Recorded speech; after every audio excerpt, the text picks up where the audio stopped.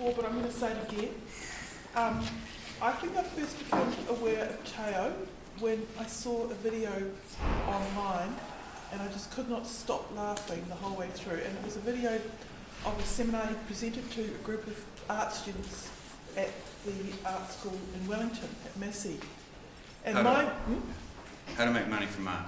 I think the title was How to Make Money from Art. I came away, my memory was the title of it was What They Do to You at Art School. Oh. Because I think you do go into some kind of structural analysis of the art institution in the course of how to make money from art. But I just remember it being, I found it really funny. It's still online, it's on Vimeo. It's on Vimeo, yeah.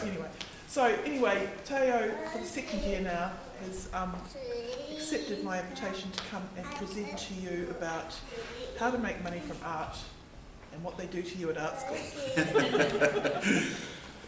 Yeah, that's not a bad subtitle. I guess, thank you so much for inviting me back. I mean, it's a very flattering, to feel like I'm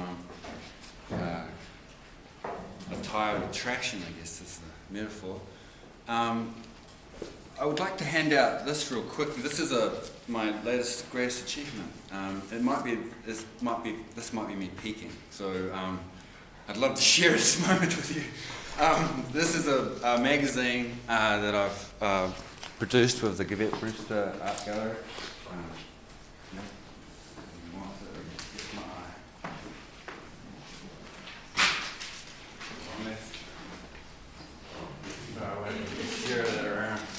Okay, so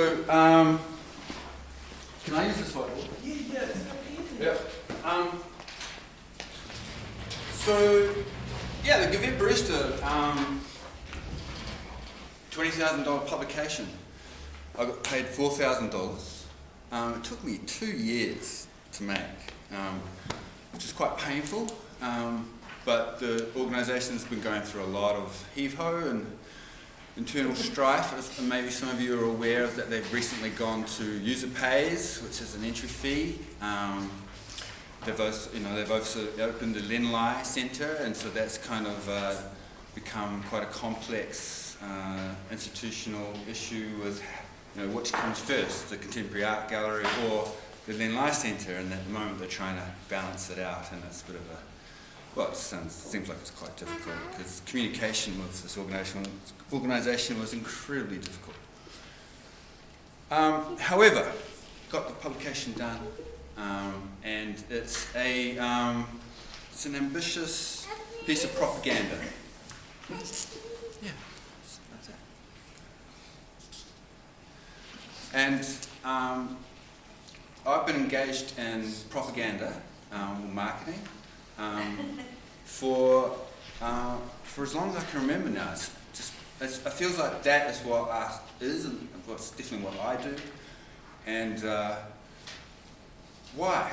Why has it become like that? Well, I hate capitalism. Okay, that's why I'm into marketing, because my market is saturated with capitalism. I know that's an uncool thing to say, the big C word, but I call it as it is because that's my enemy. It's outright, it's a war going on, and I want to participate in something I call the democratic economy. Now, the democratic economy is something that is invisible.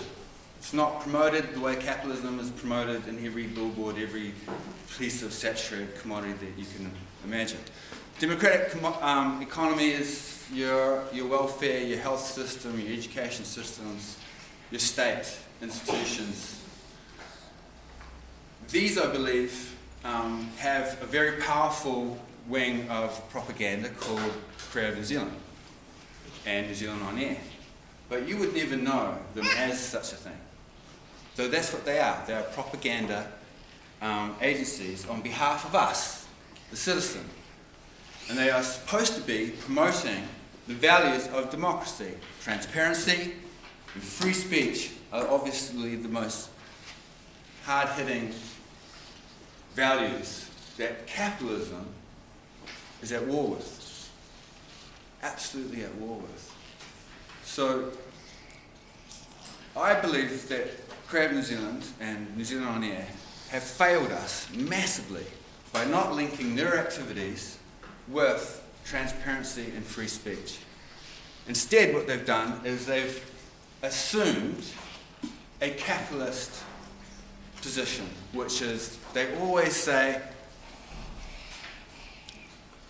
gee whiz, great, we got some funding, no big deal. Oh, maybe we're not commercial, but what did Lord say about CNZ, about a New Zealand On Air logo on her video? Does anyone remember? Lord, the music pop star? No one knows. She said it was a kiss of death. Okay? Why is propaganda on behalf of us the kiss of death? So this is a major problem. This is a major problem. So I'd like to just quickly draw. Oh, after all that, it doesn't work. That's right. She's got one that works very well. She's got it all over her hands. So I like to use this visual aid. Okay. So this here is democracy, where said person has a vote that goes up into deciding how all this wealth, whether it's healthcare, whether it's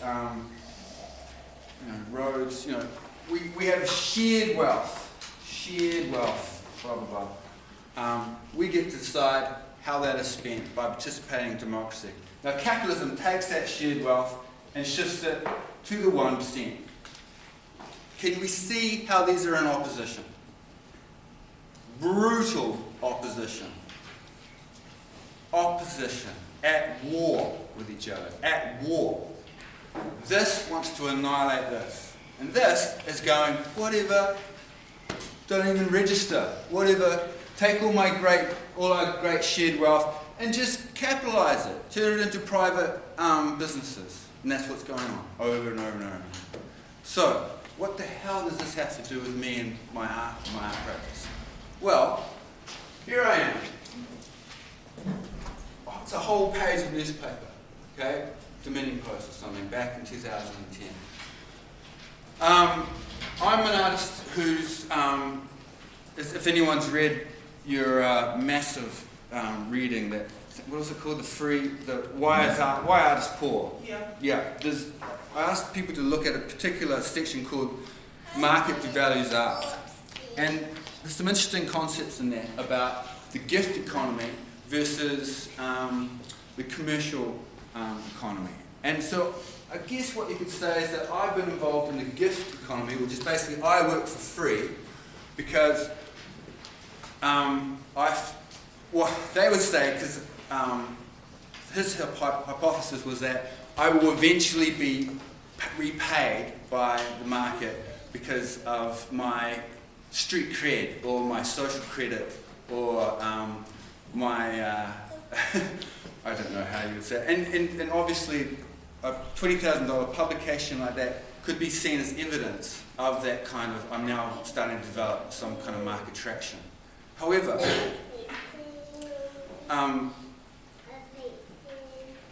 yeah, keep doing some painting. Okay. However, back in 2010, when I did this project called the Beneficiaries Office, which was, I was given $3,500, and I decided to open a PR company called the Wells Group, and for 3 weeks we ran an office in downtown Wellington, where we took it upon ourselves to remarket Work and Income New Zealand. Wins. Welfare. Why did we do this? Well, because they were supposed to represent us, and instead they were punishing us. They'd become an institution where by faking job competition, by forcing people to apply for jobs that they couldn't actually get, weren't actually interested in getting, but by creating a stack of CVs on boss's desk, it gave the appearance that there was competition. And by creating the appearance of competition, the boss could say, well, you know what? I'm not going to raise the wages. Because look at all the people that want this crap job. Right? That's how it works. And by not raising wages, that's the key strategy that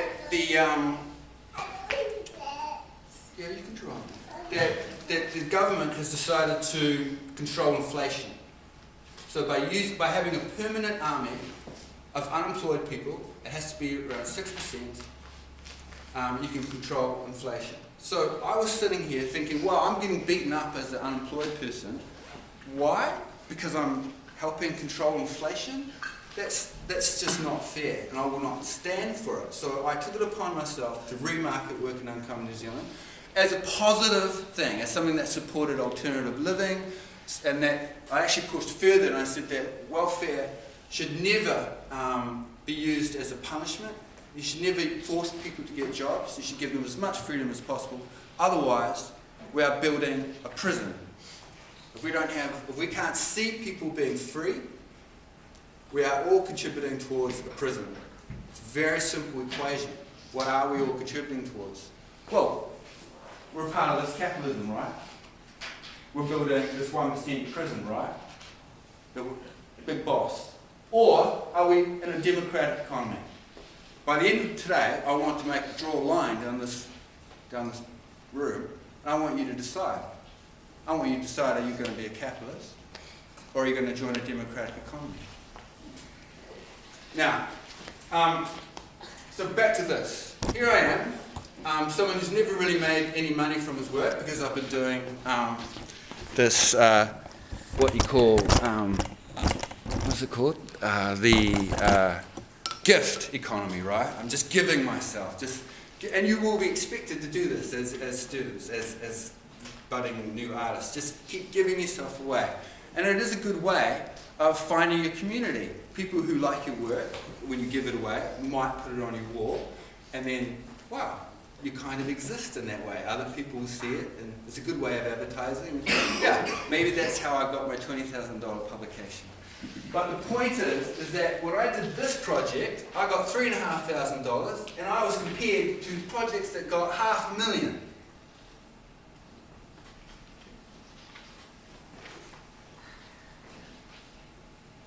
$500,000. A $3,500 project gets compared to $500,000 projects, Venice Biennale projects, and in this play series that got $200,000 of your money. I got $3,500. I'm compared to them as if we're equivalents. That made me really angry. Why would that make me angry? Because I suddenly look like I'm just like them. I'm running around with $500,000 in my pocket. So my economy is made invisible. My means of support is made invisible. And that is how capitalism works. That's how capitalism works in the art world. It does everything it can to hide how artworks are actually made. 99% of the time, it's mummy and daddy funding the artist for a good decade. Is that you guys? Maybe. But that very, very rare minority of people that are actually funding themselves, good luck, because you are going to have your work and your economy sucked into an industry that likes to compare your hard toil working at Starbucks for 60 hours a week and then making a little doodad and putting it on the wall. Well, Miss Fancy or Mr. Fancy, sponsored by BMW, is going to come along and put their thing next to their wall, and you're going to be compared as if that's the same. Is it the same? Does it matter who's sponsoring those different artworks? Does it matter? I think it matters. I think it matters incredibly. If one is Halliburton, if one is an Israeli baby bombing factory, does it matter? I think it matters. I think it's very, very important. So, my mission is about bringing transparency and free speech to the economy of art. And that is a dangerous thing to do, because I'm upsetting apple cart. Because art does not want that to happen? Why? Why doesn't it want to happen? Well, in an interesting local publication from 2014 that was called Point. It was basically a gig guide, but it also had some intelligent writing attached to it. And there's a piece here by the editor that talks about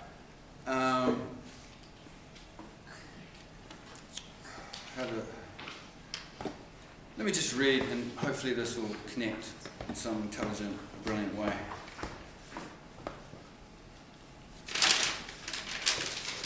My eyes are not what they used to be. Thank you.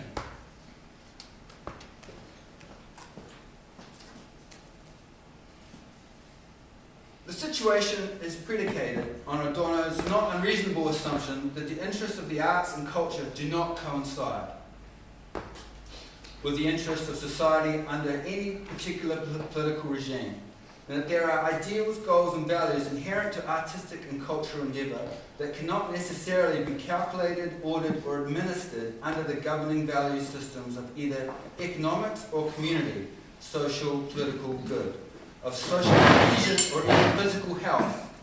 Art and culture are neither art nor culture if fully subordinated to the terms and references of economics or politics. But at the same time, neither art nor culture can exist outside of the economic and political realities. It's a bit of a conundrum, but not one which should lend to stasis or inactivity. What the paradox signals is that, unsurprisingly, the politics of arts and culture, like any politics that is not reduced to administrative pragmatism, must remain antagonistic. The interest of arts and culture producers must always be in at least partial conflict, and the interest of politicians and administrators, the interest of artists and cultural producers must always be in at least partial conflict with the interest of politicians and administrators. Art cannot be subsumed to political and economic values unless we wish to see the only role for the arts to be in the production of propaganda, artists as designers of real estate signs, electoral hoardings, beautification projects for the ambient consumption of cruise ship tourists, artists and cultural producers as adornment of cities' nightlife. The politics of art and culture need to maintain some independence for the validity of its own values. It needs to fight to remain free of constraining logics imported from other fields.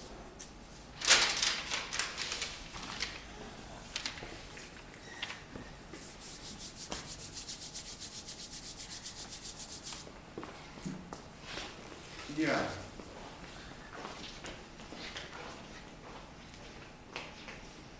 Any questions while I try and gather my thoughts on what to say next? I'm just worried that some people might not be so familiar with that project. Yeah, so we go over it. Just maybe just kind of like explain a little bit more what the project actually was. Okay, the project was a group called Letting Space, which was finding disused shops and spaces around Wellington.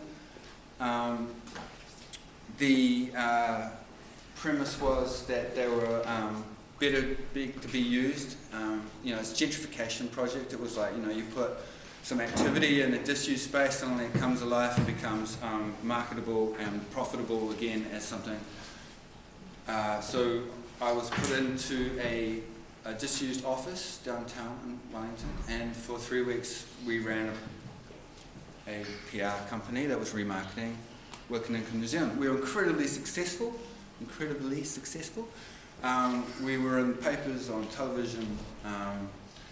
It was like a shot heard around the world. We were immediately harassed quite heavily by the state. I was put into situations that were far worse than, say, parole.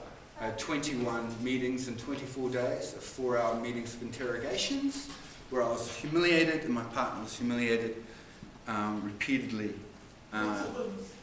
Wins, yeah. Very Kafkaesque. You can imagine sitting at a desk and someone abusing you, saying, "This is for your own good. This is for your own good. We're helping you.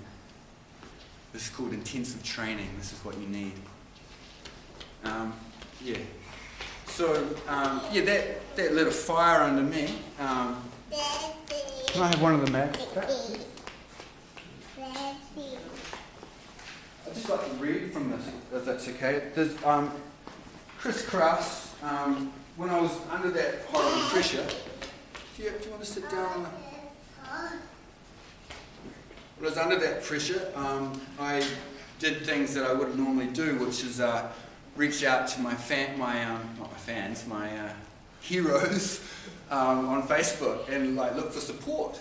I really needed support, and beautifully, Kris Kross, who was a novelist at that point that I was aware of, though she's also a great filmmaker, wrote back, and we formed a certain alliance. And there's a talk on again on Vimeo where her and I are on stage talking about these very issues. And this is a publication that's also available online called "We've All Written Our Novels on the Benefit." And it talks about a very simple point about, it talks about her work. I talk about how you gave a plan, a map for someone like me, a guy, to explore what is normally a patriarchally, I don't know if that's a word, patriarchally colonized space through a feminine perspective. And I thought that the fact that you were able to so sharply create a perspective, a position of criticality, that position was a revelation. Her work was a revelation to me because she showed a woman in a vulnerable position, but that vulnerability was ultimately the most powerful position you could imagine. And her articulation of that vulnerability, not right now, Bob, they're in the car. Okay, can we just play with Monkey at the moment? Okay. Was a real revelation to me. And but the other thing that she did that was brilliant was she talked about her financial position, and that was a radical thing to do, and she talks about it here.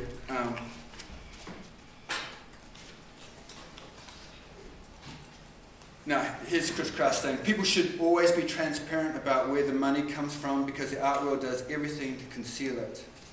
And she says further on, "I've always made it a personal practice to be as clear as I can about what I am living on, where my support comes from, because for a long time I had no means of support and it was very, very precarious. I looked at people and I was made to feel like I was such a failure because it wasn't precarious for other people." Right? Do you see that point? That's such an important point. And if I go back to that huge piece of newspaper with the massive photograph of me, right, and all these little projects around the end, I get $3,500 on dole. I'm getting death threats. I'm getting daily harassed by winds, and I'm being compared to $500,000 projects with academics that are getting $100,000 a year to sit comfortably, twiddling their thumbs. I'm sorry, that comparison is not just. It's not accurate. And I won't stand for it. No, I'm standing for it. I'm fired up about this thing called the democratic economy. I want to go around our public sculptures. I want to see a sign that says that this is public money making this public sculpture. Otherwise, I'm going to assume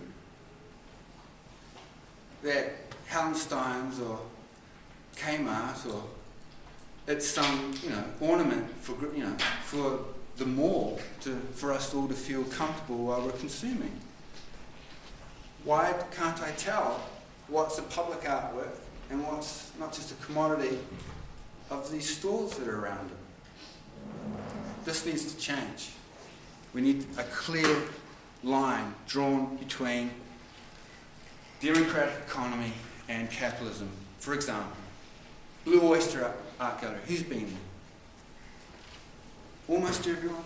Great, that's great to hear. Very important institution. Your institution should be where you're cutting your teeth.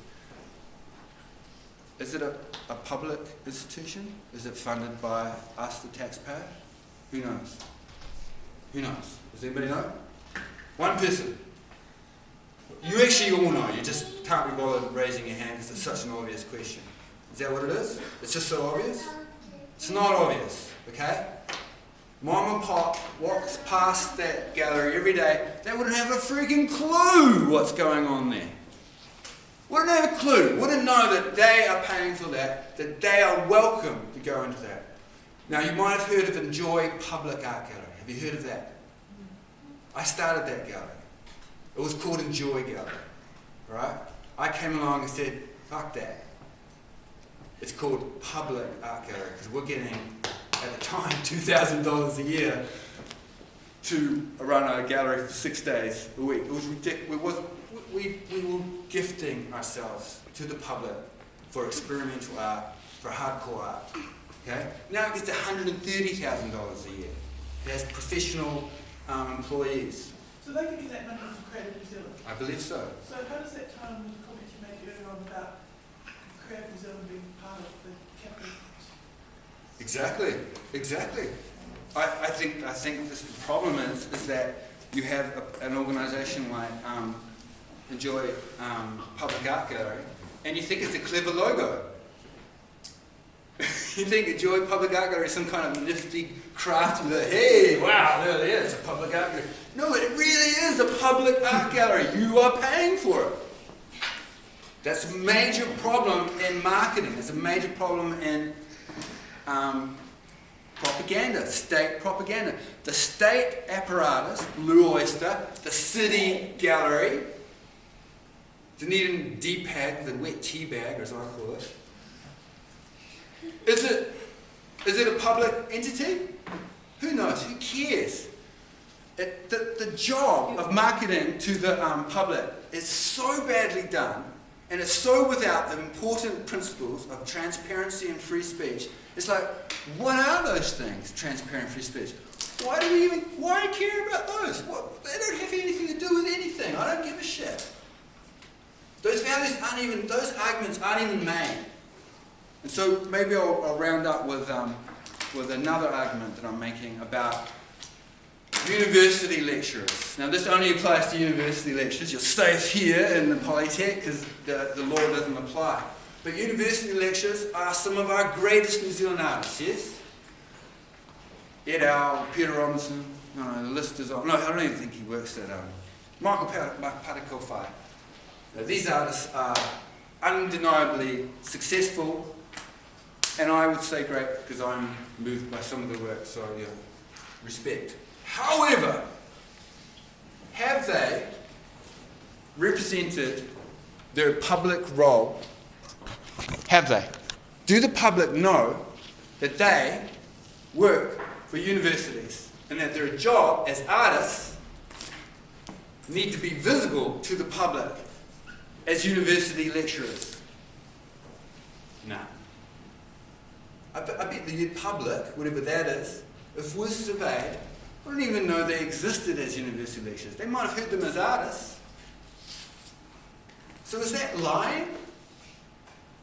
Yeah, it's lying. They take the money. They take the money. But they do not front up to the public in that role of a university lecturer as an intellectual of the state, as someone who actually maintains the standards in teaching of what art is. They are the mainstream. That's their job, to keep the standards. And they need to be visibly recognized as the people who keep the standards. We need to be able to criticize them.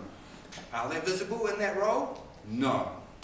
They are not visible in that role. They do not promote it. Why don't they promote it? Because it is not in their marketing interest to be seen as a teacher. They want their products to be seen as standalone commodities in the art market, to be connected to visible funding. The state would devalue their capitalist commodity. That's a serious accusation. I actually have a case. I have a case to take these people to court. There is a whole segment of law that's about laws that aren't being fulfilled. And I have evidence. I just don't have the money to take this case. Why would I put myself in a position of perhaps if I lost through some technicality, I would lose what? Everything. And why would I put myself in that position? Maybe one of you guys want to do it.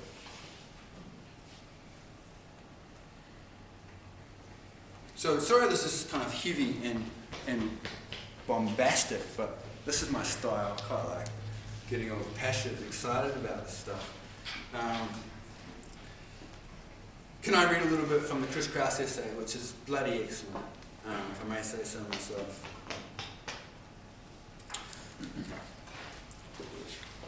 Let me just wet my whistle.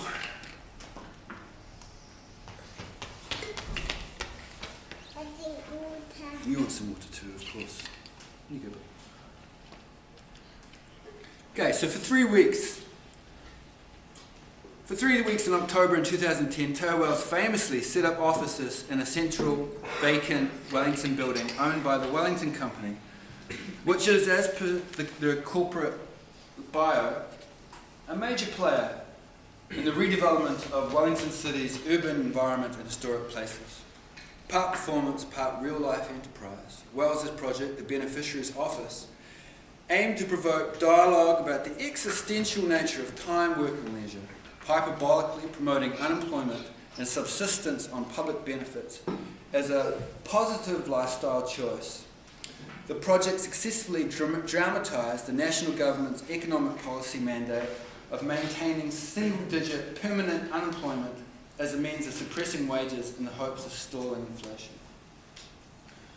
Wells, then the 37-year-old with a Massey University Fine Arts degree, was himself receiving unemployment benefits from New Zealand euphemistically named Social Welfare Subsidiary Work and Income New Zealand. It goes by the even more euphemistic acronym WINS. Its antonym, loser, comes a lot closer to depiction of beneficiaries within New Zealand's mediascape. Wells was already describing himself as a voluntary community conceptualist, a self-devised role that he heroically continues to play. Is that a damning thing to be called a hero? I think so. I think we're quite familiar with current theory that you do not want to be a hero. However, she used that term.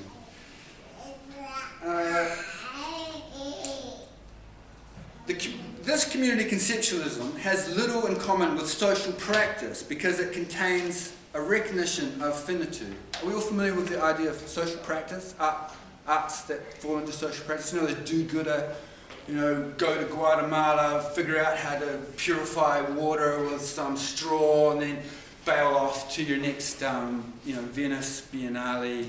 We're all familiar with those kind of do-gooder things? I fucking hate those motherfuckers. Sorry, I really do. Because why? Because they do not have to make their brilliant commodities actually commercial. They don't actually have to make them go into the marketplace because they've already paid. Because they work at a university, they've already got the money. There's no incentive for them to actually push it to the marketplace. So they sit there and give these presentations like they're heroes going around saving the third world, when all they're doing is an ego wank fest. I'm sorry, it's disgusting. It's absolutely disgusting.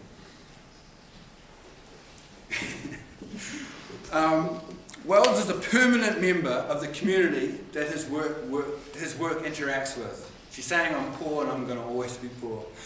Except for the very few winners of the pyramid scheme that is graduate education, who attain full-time faculty jobs, New Zealand artists who choose to remain in New Zealand have no means of supporting themselves as artists.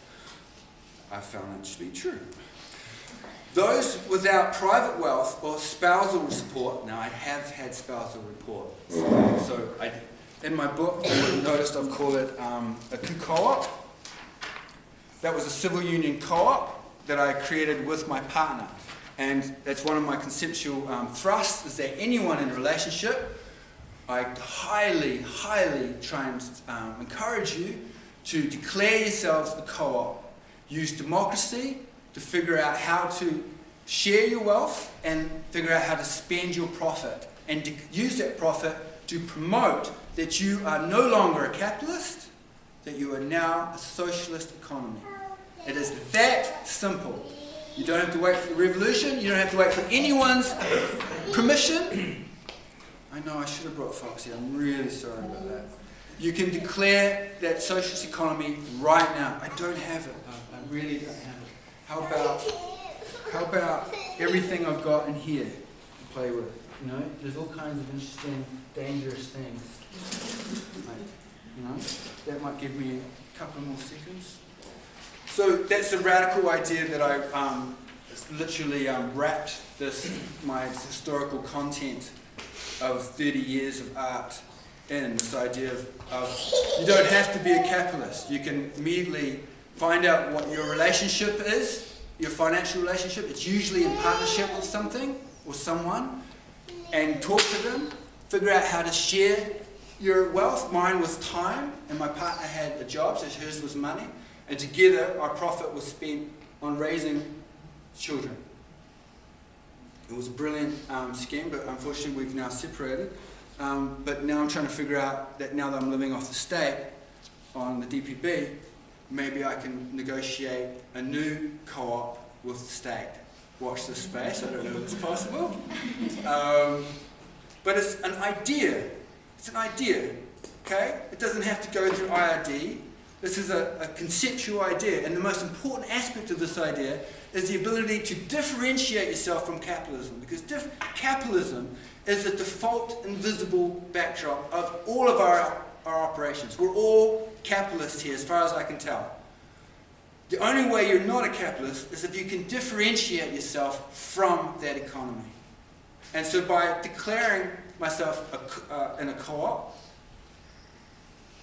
I'm immediately differentiating myself from the rest of you, capitalists.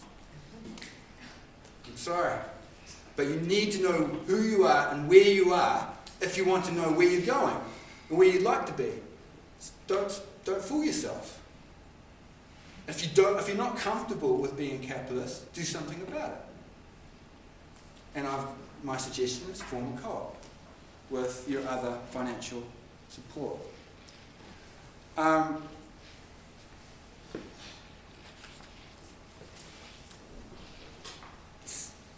digress.